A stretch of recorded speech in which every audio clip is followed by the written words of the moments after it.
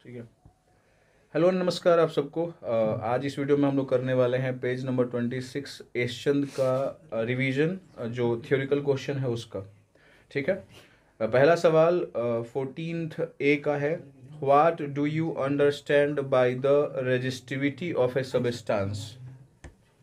बताइए आप। Resistivity is the fixed resistance of any conductor. किसी भी कंडक्टर का वो फिक्स रेजिस्टेंस होता है स्पेसिफिक है ना, स्पेसिफिक रेजिस्टेंस होता है, और हर एक मटेरियल का अलग अलग रेजिस्टिविटी वाला गुण होता है ना, सबका अलग अलग वैल्यू होता है। और वो वैल्यू कैसे निकलता है?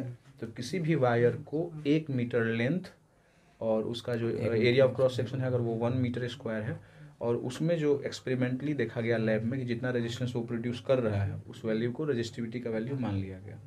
बातें समझ में आ गई? यही इस तरीके से रेजिस्टिविटी हर एक मटेरियल का निकाला गया है। अगला है सवाल, write down an expression for the resistance of a metallic wire in term of the resistivity. Resistance निकालने का फॉर्मूला रेजिस्टिविटी के टर्म में बताइए। Resistance is equal to rho L by A. Resistance is equal to rho L by A. Rho constant होता है, उसका value बदलता नहीं है, हर एक मटेरियल का अलग अलग होता है। एल का मतलब लेंथ और ए मतलब एरिया ऑफ क्रॉस सेक्शन। बहुत सही जवाब। अगला सवाल है, give 2 example of substance which are good conductor of electricity. Why do you think they are good conductor of electricity? Silver and copper are good conductor of electricity because they have free electrons. हाँ, जिनके पास ज़्यादा free electrons होंगे वो ज़्यादा अच्छे तरीके से conduct करेंगे इलेक्ट्रिसिटी को। ये मतलब नॉर्मल गुण है एक, इसको दिमाग में रखना है। सबसे बढ़िया सिल्वर का होता है, फिर कॉपर का, एल्युमिनियम भी इसमें शामिल है। अगला सवाल जो कुछ इस प्रकार से है, will current flow more easily through a thick wire और a thin wire of the same material when connected to the same source? Give reason for your answer. बताइए।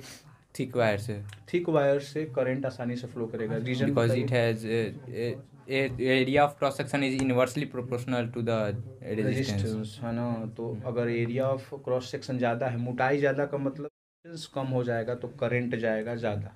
लॉजिकल समझ में आया? रेजिस्टेंस का काम क्या है? करंट का विरोध करना। तो रेजिस्टेंस जब कम होगा तो करंट आसानी से मूव करेगा। तो इन्होंने सही बताया। ठीक है, बहुत अच्छा आंसर था ये। अगला सवाल है, how does the resistance of a conductor depend on length of the conductor? Length of the conductor, उसके साथ रेजिस्टेंस का क्या रिलेशन है? Resistance is equal to Directly proportional. Directly proportional. यही रिलेशन बताना है एरिया ऑफ क्रॉस सेक्शन का। Inversely हो जाएगा। और उसके बाद टेम्परेचर डायरेक्टली, टेम्परेचर बढ़ने से है ना कुछ उसके अंदर एनर्जी बाहर से भी ट्रांसफर हो जाता है ना, उस वायर के अंदर इलेक्ट्रॉन्स को मिल जाता है और वो ज़्यादा अच्छे तरीके से मूव करने लगते हैं। और ज़्यादा तेज़ी से जब मूव करते हैं ना तो और तेज़ टकराते हैं, और ज़्यादा तेज़ टकराएंगे तो रेजिस्टेंस ज़्यादा प्रोड्यूस होगा। इसीलिए टेम्परेचर बढ़ने से रेजिस्टेंस का वैल्यू क्या हो जाता है? ज़्यादा हो जाता है। वो लॉजिकल है ना। कोई गाड़ी अगर धीमा चल रहा है वो जब टकराएगा तो रेजिस्टेंस कम होगा, और दूसरी गाड़ी है बहुत तेज चल रहा है और टकराएगा तो रेजिस्टेंस ज़्यादा प्रोड्यूस करेगा। ठीक है। अगला सवाल, give 1 example to show how the resistance depend on the nature of material of the conductor. Nature of material, इसमें सर सिल्वर आ सकता है। हाँ, सिल्वर बिल्कुल सही बात है। उसका नेचर ऑफ मटेरियल क्या है कि भाई उसकी रेजिस्टिविटी क्या होती है? बहुत ही कम होती है ना। रेजिस्टिविटी बहुत ही कम होती है, जिस कारण से वो रेजिस्टेंस कम प्रोड्यूस करता है और आसानी से अपने से करंट को फ्लो करने देता है। तो बहुत सारे जगहों पर, मेनली रॉकेट साइंस में या बहुत सारा ऐसा जगह होता है जहाँ पर करंट की बहुत ज़्यादा ज़रूरत होती है कम ही स्पेस में, है ना। तो वहाँ पर सिल्वर का यूज होता है। घर में यूज नहीं कर सकते हैं, रीजन बहुत महंगा होगा, है ना। और ये बात है कि बिजली बिल आपका कम आने लगेगा बिकॉज कंडक्टिविटी बहुत ज़्यादा है। लेकिन बिजली बिल कम आ जाएगा, लेकिन उससे बेटर तो भाई इतना ना महंगा शुरुआत में लग जाएगा ना पैसा तार लेने में ही कि हालत ख़राब हो जाएगा। तो पहले बेटर है कि कॉपर का वायर यूज़ करिए। अच्छा, ही बताइए कॉपर में और एल्युमिनियम में कौन ज़्यादा बेटर है? कॉपर। रीजन बताइए अगर कि कॉपर का कंडक्टिविटी एल्युमिनियम से ज़्यादा है। तो अगर आप एल्युमिनियम का यूज़ करिएगा तो कम पैसा लगेगा, लेकिन ओवरऑल फिर तो बाद में बिजली बिल में खर्चा हो जाएगा ना। हाँ, तो ये लॉजिक है। सवाल अगला जो है वो कुछ इस तरह से है, what would be the effect on the resistance of a metal wire of increasing its length? जब इंक्रीज करेगा लेंथ तो रेजिस्टेंस के साथ क्या होगा? डिक्रीज करेगा, इंक्रीज करेगा, लेंथ बढ़ेगा। हाँ, लेंथ बढ़ने से इंक्रीज करेगा। तो सिंपल सी बात है, छोटा वायर है, मान लीजिए इतना बड़ा वायर है तो इतना दूर ही इलेक्ट्रॉन्स टकराएंगे, और अगर वायर इतना बड़ा हो गया तो अब इतना दूर टकराएंगे। तो टकराने का मात्रा ज़्यादा हुआ तो रेजिस्टेंस ज़्यादा हो जाएगा, लॉजिकल चीज़ है। इंक्रीज इट्स डायमीटर, तो रेजिस्टेंस के साथ क्या होगा, डायमीटर जब बढ़ेगा तो क्या होगा, डिक्रीज करेगा because area of cross section जुड़ा हुआ है। इंक्रीजिंग इट्स टेम्परेचर, इंक्रीज करेगा, अभी बात हुआ है। How does the resistance of a wire very with its area of cross section, inversely, diameter inversely, दोनों सेम है। देखिए घुमा दिया है क्वेश्चन, तो ये बार बार रिपीट करने का मतलब यही होता है, एशियन बुक ऐसा करता है ताकि आपका इसमें थोड़ा जो नॉलेज है वो थोड़ा डीपली हो जाए और बाद में कन्फ्यूजन ना हो, ठीक है, तो अच्छा बात ही है। How does the resistance of a wire change when its length is tripled, resistance will also tripled हो जाएगा, डायरेक्टली प्रोपोर्शनल ट्रिपल हो जाएगा, सही बात। डायमीटर ट्रिपल्ड हो जाएगा तो क्या हो रेजिस्टेंस जाएगा, 1/3 हो जाएगा, सही बात, क्योंकि इनवर्सली है। It's material is change to one whose resistivity is 3 times, तो क्या होगा रेजिस्टेंस के साथ, रेजिस्टिविटी उसकी 3 times ज़्यादा है, resistance will also get 3 times, वो भी 3 times बढ़ जाएगा क्योंकि रेजिस्टिविटी बढ़ गई है। बहुत अच्छा बात है ये, ठीक है, क्योंकि देखो बड़ा कंफ्यूजन जब भी हो ना, फार्मूला को दिमाग में रखो, R बराबर क्या है, रो एल बाई ए, तो रो का भी R के साथ रिलेशन कैसा है, डायरेक्टली है, बड़ा सिंपल सा है, ठीक है, ओके। अगला सवाल है, बीच में जब कोई जवाब देता रहेगा तो उसको आप जूम इन कर सकते हो, उसके पास आप ये कर सकते हैं, आपके हाथ में है। अगला सवाल है, डिफाइन रेजिस्टिविटी, रेजिस्टिविटी क्या होता है, वो शुरुआत में ही हुआ था, रेजिस्टिविटी इज द स्पेसिफिक या fixed resistance of a material या कंडक्टर, है ना, क्योंकि हर एक का रेजिस्टेंस तो जरूर होता है ना, किसी का कम किसी का ज़्यादा, इसलिए मटेरियल भी बोल देंगे तो कोई दिक्कत नहीं है, आराम से चल जाएगा ये काम, ठीक है। अगला सवाल है, एक्सप्रेशन लिखना है वही रेजिस्टिविटी वाला, तो रेजिस्टेंस बराबर क्या हो जाएगा, रो एल बाई ए, रो बराबर क्या हो जाएगा, resistance into area by L. देखिए यहाँ पर जो एरिया जो होगा ना, वो या तो डायमीटर दे देगा या तो रेडियस दे देगा और कभी कभी मिलीमीटर में दे देगा, सेंटीमीटर में दे देगा। वहाँ पर आपको ध्यान देना है कि मीटर में लेके हैं, मीटर ऐसा यूनिट होता है और वहाँ पे कन्फ्यूजन होता है, और एग्जाम में जो क्वेश्चन मिलता है उसमें न्यूमेरिकल वैल्यू आपका जो कैलकुलेशन होगा वो लेंदी होगा, और उसी में वो चेक करता है कि आप कितना पेशेंस लेवल आपका हाई है। हर एक चीज़ में, मैथ्स ले लीजिए आप, फिजिक्स ले लीजिए, उसमें आपका कैलकुलेशन थोड़ा सा अलग होगा, आसान होगा बट कैलकुलेशन थोड़ा टफ होगा, ये चीज़ है। बाद में कोई भी आंसर आपको एक तरह से हॉल नंबर में नहीं आएगा, वो दशमलव में आएगा, और वहीं पे पेशेंस लेवल गड़बड़ हो जाता है, और लोगों को लगता है कि मेरा आंसर सही नहीं है, और जैसे ही हॉल नंबर आता है, साइकोलॉजिकल है कि हॉल नंबर में आंसर आता है, अरे मैंने सही बना दिया है, तो इस पर ध्यान देना है और इस पर प्रैक्टिस करनी है थोड़ी।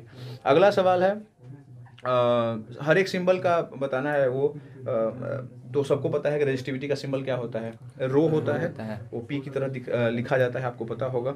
State the SI unit of resistivity, resistivity का एसआई यूनिट क्या होता है, ओम मीटर। कितने लोगों को लाने आता है ओम मीटर, कैसे आया है, आप दोनों को आता है, आप देख लीजिएगा, ट्राई कर लीजिएगा, सब लोगों को पता है।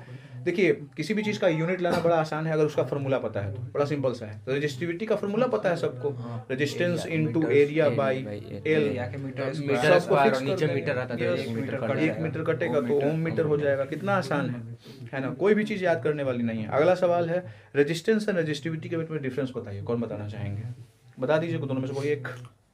Resistance can be change of same material but resistivity can not be change. बहुत बढ़िया जवाब है ये, रेजिस्टेंस में बदलाव लाया जा सकता है बट रेजिस्टिविटी में बदलाव नहीं लाया जा सकता, वो किसी भी एक मटेरियल का फिक्स्ड होता है, और रेजिस्टेंस में बदलाव ला सकते हैं लेंथ बदल करके, एरिया बदल करके और बाकी चीज़ें। लेकिन अगर मान लीजिए एक क्वेश्चन भी आता है बड़ा हार्ड टाइप का नहीं बोलेंगे बट कन्फ्यूजन वाला, ये वो बोलता है कि एक वायर है जिसकी रेजिस्टिविटी जो है इतनी है और उसको डबल कर दिया गया है, अब बताइए न्यू रेजिस्टिविटी कितनी होगी, नो चेंज। डबल करने से रेजिस्टेंस में बदलाव होगा ना, वो कम हो जाएगा, बट यहाँ पर तो भैया आप रेजिस्टिविटी की बात कर रहे हो, रेजिस्टिविटी में कोई बदलाव नहीं होगा। बहुत बढ़िया आप लोगों का आंसर था ये। Name 2 factors on which the resistance of A substance depends and 2 factors, resistivity of A substance depends and 2 factors on which it does not depend. Resistivity किन बातों पर निर्भर करता है, नेचर ऑफ मटेरियल, हाँ एक तो मटेरियल पर डिपेंड करता है, नेचर ऑफ मटेरियल की कैसा है वो, ठीक है। दूसरा एक फैक्टर बताइए, टेम्परेचर पे, टेम्परेचर बढ़ता है तो रेजिस्टिविटी, हाँ बढ़िया था ये, बिकॉज हम लोग को उतना मतलब कंफर्म नहीं थे, बट हाँ हो गया ये। 2 चीज़ें हैं।